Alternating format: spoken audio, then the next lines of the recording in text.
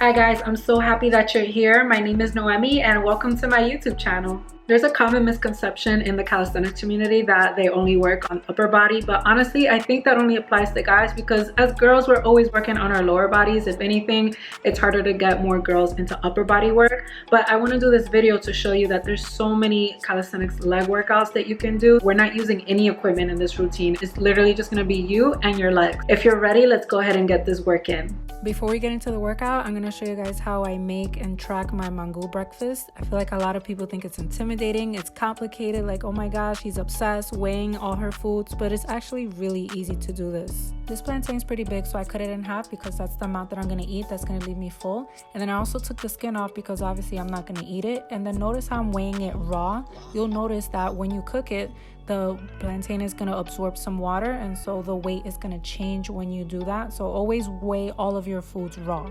Now, to make the most amazing mango ever, you take your plantain and then you're also pouring the hot water that you just cooked the plantain in, because this is going to make the plantain easier to mash. You just keep mashing and putting a little bit of extra water depending on the type of consistency that you like.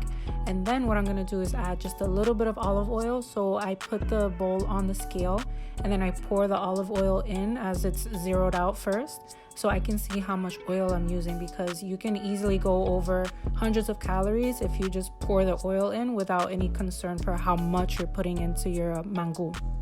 I'm gonna eat the mango with eggs, and I'm not gonna weigh the eggs because they're all the same size and the nutritional information is already on the carton. I can see all the calories and exactly what the macros are, so I just write that down instead of having to weigh it and then figure out how many calories it has compared to that weight.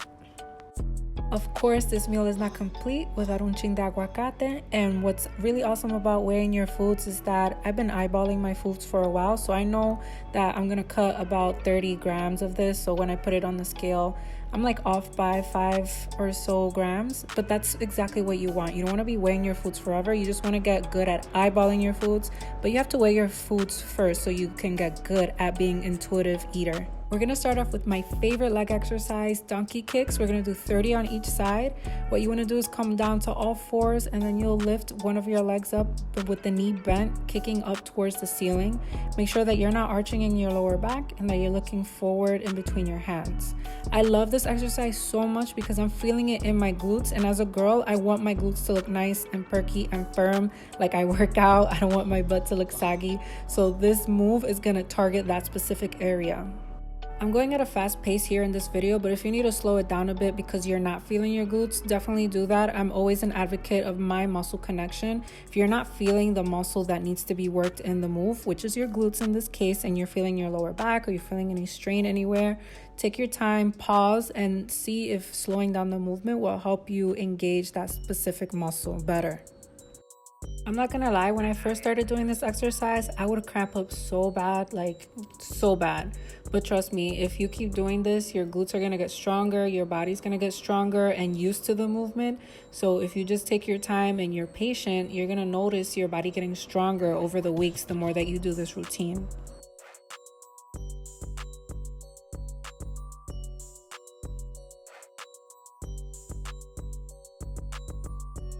The next exercise are glute bridges for 50 reps. That's right, 50. So prepare yourself for this one. Your feet are underneath your knees, your arms by your sides. You're gonna lift your hips up so that's in line with your shoulders and your knees, one straight line. And you're squeezing your glutes at the top. Make sure that you're not arching your lower back. Your tailbone is tucked under so that your lower back is flat the entire time when you come down and up. And you're breathing as well. You don't want to hold your breath while you do these exercises because it just makes it more difficult. It makes it way more difficult than it needs to be, right? You want to make sure that you're engaging your muscles, creating that mind muscle connection. So focus your attention on feeling your actual glutes contract.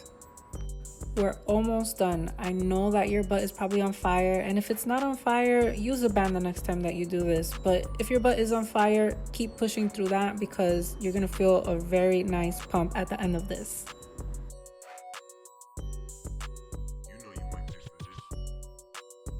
Next is side lying abduction, and we're gonna do 30 on each side. What you're gonna do is prop yourself up on your forearm, extend both of your legs out to the side as you lift your top leg up as high as you can feel your glute. A lot of people tend to lift their leg up as high as possible, and when you're doing this, you want to make sure you're using your mind-muscle connection. I talk a lot about that because it's so important. If you don't feel the muscle, then you're not really working and you're not engaging it, and it feels so much better knowing that you're engaging the proper muscles as opposed to like engaging joints or your lower back or just anything that you're not supposed to be working. So make sure that you're engaging the correct muscle group in this exercise.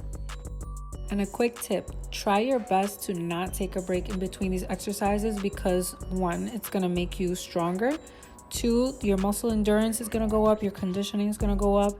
And 3, you're going to become mentally stronger because if you're teaching yourself to take a break after every single exercises, you're not really challenging yourself. You need to be able to challenge yourself and do things that you're not used to doing so that your body can change. If you're just used to doing the same old thing again and again, your body's going to be like, okay, she's just doing the same old thing and I don't need to grow in order to do this same old thing that she's always doing. Moving on, the next thing that we're going to work on are squats, and we're going to do 20 reps. I want you to open your feet as wide as the mat and then turn your toes out slightly. This turn of the foot is going to engage your glutes a little bit more just because your glutes are an external rotator, and by turning your foot out, you're externally rotating the entire leg. Now, make sure that you're breathing, you're engaging your core. Lower yourself down to about parallel. You go a little bit lower than parallel, but that's fine right there.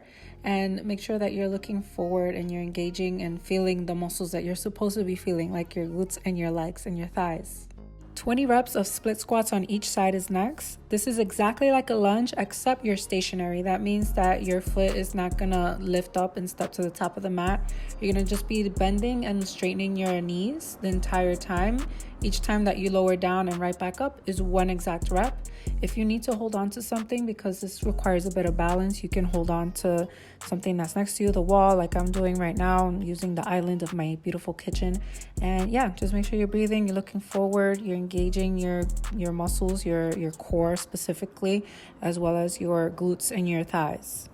What I enjoy about this exercise too is that not only am I strengthening my legs, I'm stretching my hips as I do this exercise, because when I'm going down, I feel my quads and I feel my hips opening and stretching and getting more flexible, and then I'm strengthening it at the same time, so I'm kind of getting a twofer here.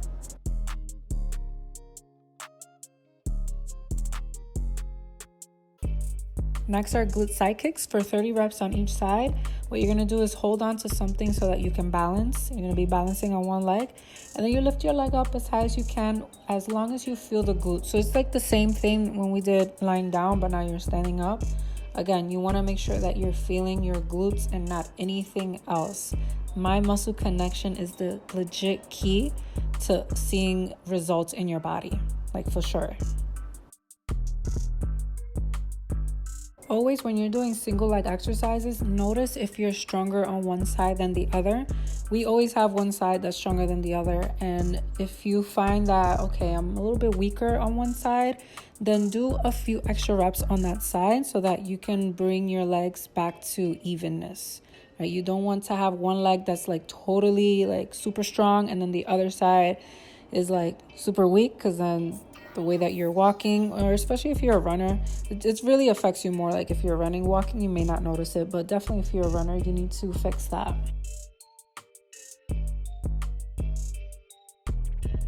Standing leg lift is the second to last exercise that we're going to try. We're going to do 20 reps on each side. Hold on to something so that you can balance, and then lift your leg up as high as your hip if you can. Depends on your hamstring flexibility. If your hamstrings are super tight, you may not lift all the way up, because then your body has to compensate. You're going to start to see yourself lean back. If you're leaning back, don't lift your leg up as high. But in this exercise, you're going to be feeling your quads. This is going to help you for things like single leg squats, like pistol squats, and L-sits. So this is a good one. Remember to keep standing tall as you do this exercise. If you find yourself having to lean back to lift your leg up, that just means that your hamstrings are a bit tight, and no worries. As long as you keep working on your flexibility, working on your strength, over time your body will become more flexible and you can lift your leg up as high as your hip. But for now, make sure that you're honoring your body exactly where it is. Last but not least, we're going to work on calf raises. We're going to do 30 reps. Try to find something so that you can balance on, and then you lift your entire body weight up until you're on your tippy toes. You're gonna feel this not only in your calves, but then also in your hamstrings and in your glutes, which is pretty nice because the more muscles that you can target, the more calories you're gonna burn and the more results you're gonna see if you're working a lot of muscles as opposed to just targeting one small muscle. So keep breathing here. You're gonna feel the burn a lot more since this is the last exercise, but stay in it. We're gonna finish really soon. Thank you so much for watching this video. Make sure that you like it, comment, let me know what else you want to see, and subscribe so you can always keep up and never miss a video. Until next time.